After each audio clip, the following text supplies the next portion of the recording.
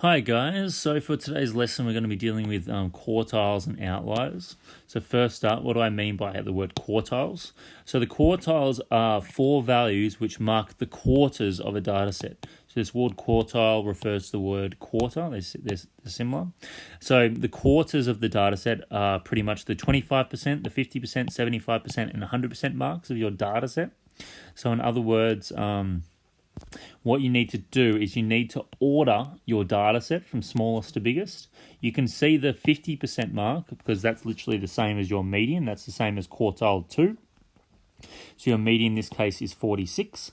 So there's like the halfway mark. The 25% is going to be literally half of the first half of the data. So if you look at this first half, if you halve that again, find the median of these five numbers, that first quartile, that 25% mark is going to be 24. And the third quartile, the 75% mark, that's going to be 71 in this case, the middle of this section of the data. Notice that when we have this median of 46 in the middle, we've got one half here and the other half is here.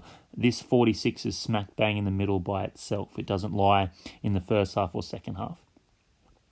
And obviously the 100% mark, that's right at the end. That's considered like your fourth quartile. But typically we just deal with quartile 1, 2, and 3. And usually we don't even call quartile 2 we usually call quartile 2 the median. We don't say it's Q2. Quartile 1 simplifies to Q1 and quartile 3 simplifies to Q3. Another example is this data set right here. So this is where our median is between these two numbers. There's an even amount of data. So there is our middle. That's our median. Our quartile 2 is 50, between 48 and 52. And if we look at this first half of the data, notice that the 48 and 52 are each in their own halves. So the middle of this data set would be 27 and the middle of this one would be 74. So you can see quartile 1 and quartile 3 right there. Next up is a 5-figure summary.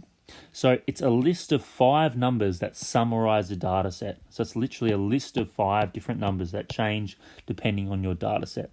Now, how do we figure out what these 5 values are? Well, the first value is always the minimum value of your data set, the smallest value. This number is always Q1. This is your median, or Q2. That's Q3. And then lastly is your maximum value. Always 5 numbers, and it's just you've got to find these 5 things to figure out your 5-figure summary. Next up is interquartile range. So that is the difference between quartile 3 and quartile 1. So it's just Q3 take away Q1 to figure out the interquartile range. Outliers.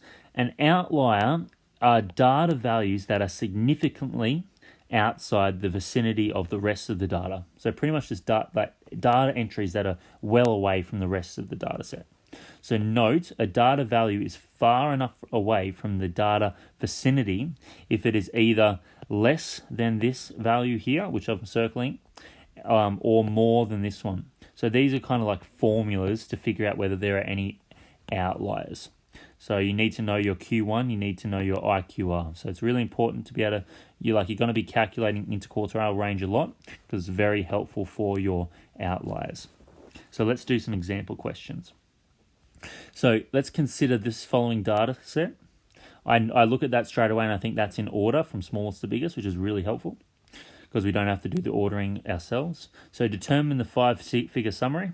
So that means we've got to figure out our median, which is between 63 and 65. So our median 64. Our Q1's between these two numbers because there's 6 values for this first half. So it's going to be between 42 and 47. That's 44 and a half. Between 72 and 72, our Q3 is going to be 72 as well. So these are the 3 hardest values to find. And we can pretty much then jump to our 5-figure summary, remembering we've got the smallest value, 12. Then we've got our Q1, median, Q3, and then our highest value, 136. So that's our 5-figure summary done. Simple as that. Make sure you put commas in between because that's what you need when you're kind of doing a list of numbers. Determine the interquartile range.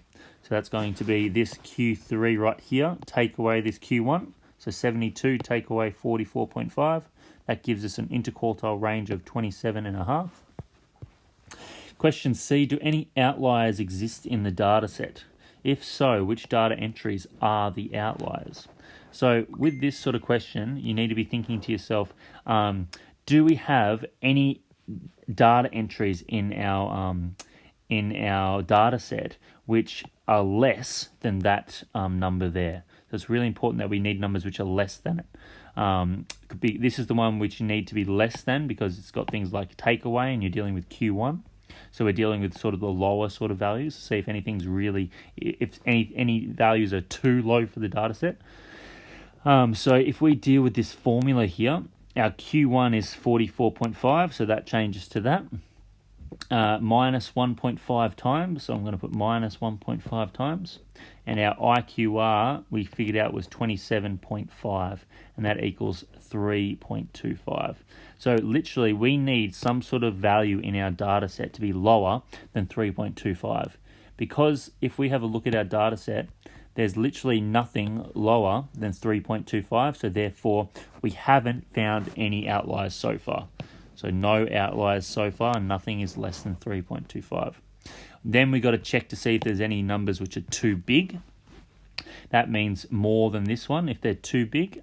So our Q3 is our 72.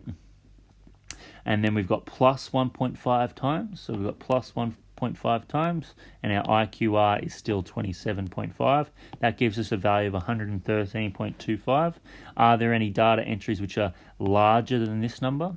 And the answer is, what do we got? 113.25. Yep, there's one number which is too large, 136. 112 just fits under that number of 113.25, so that's not an outlier. But the data entry 136 definitely is an outlier. Hope this helps you with the questions. Good luck.